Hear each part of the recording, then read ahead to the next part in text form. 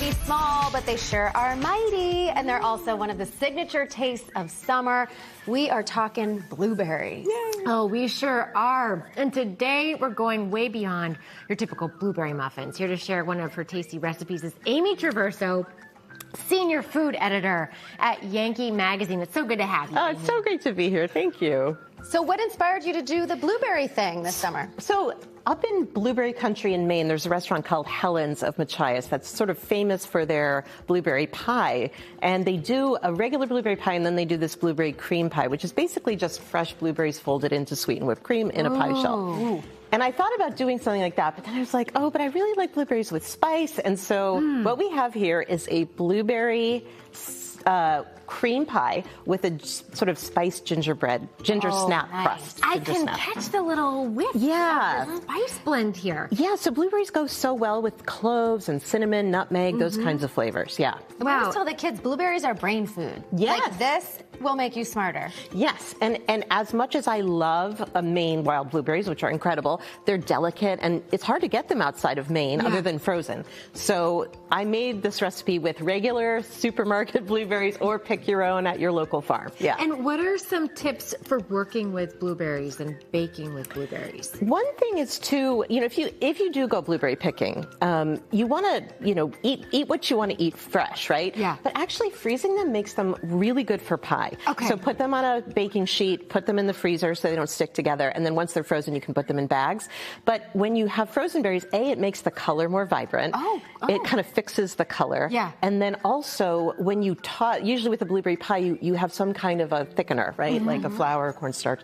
And it actually sticks to the blueberries as they thaw, so it's distributed more evenly. That I learned from a baker up in Portland, Maine. What a great it's so nice. Yeah, it's so a good way to do it. how do you get from that to this? Okay, so we have this ginger, but this is just like ginger snaps, 2 tablespoons of brown sugar and some butter. It's just simple. But pressed in. Yes, pressed in, but there's no shame in using a store-bought gingerbread or graham cracker crust. Yeah. Totally fine. Yeah, that's you can eliminate that step if you're going to make it that way. And so we've got this filling, which I've already made and poured in because it needs to set, but we've got blueberries, and you put this all in a pot. Tapioca starch, because, and I like that because, and it's grainy, but it just dissolves. Sort of a gelatiny. It gives it this beautiful glossy appearance. You were commenting so nice. on how beautiful the sheet is. Yeah, it's glistening, and it holds. See, I can do this, and it's not. It's gonna cut into a nice slice. So that's why I like tapioca. Brown sugar, some salt, some cloves, cinnamon, and actually lemon juice, which you also squeeze. So you just put that in a pot, and you simmer it for 10 minutes. Great. And you're done. Easy. Yeah. And the house smells amazing. It smells amazing. And so you pour it into the pie shell, and you want to let it sit for at least an hour, or you can make it the day before, which is what I did. Okay. So this has been sitting, and it's nice and firm. So now we have our topping, and this is a whipped cream that's mixed with some sugar and some cream cheese. Looks sturdy. It's sturdy because the cream cheese stabilizes it. So get a head start on the whipped cream and then fold in whipped cream? Yes. Okay. So you just fold it in. You fold it. Yeah. So it's a cup of whipped cream and a half a cup of cream cheese and a little bit of sugar. I love cream cheese frosting, and this is a lighter summer fluffier. And are you able to spread that? So you just kind of dollop on I like to do it in sections like this, and then I'll use a spatula or an offset spatula to spread it around. It's so just like that. Do you want to have a little whack? Sure. At it? Yeah. Okay, there we go. Oh, you have 2, a big and a small. Yeah, whatever you like better. So each there we their go. own. And then I like you have the finished one here as sort of a leader. Yeah.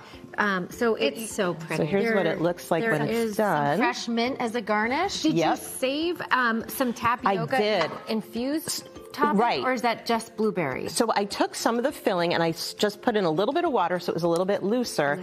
And then you just kind of... For flair. Yeah, just for flair. You don't have to do this. You can just serve it as it is. It's a nice touch. And then you can just kind of swirl it through with your spoon. There you go. This issue on newsstands now, Hidden Cape Cod. Is so great. We actually got a local to give us the inside scoop. I love this, and great recipes like this that you're always bringing to us that really pack in the flavor. Oh, thank you. There we go. Look at us. Would you like a little taste? Yeah, taste. Why don't you taste? Okay. I'm gonna go all in. And there's a fork there if you just want to take a little fork out. Way to end with a serious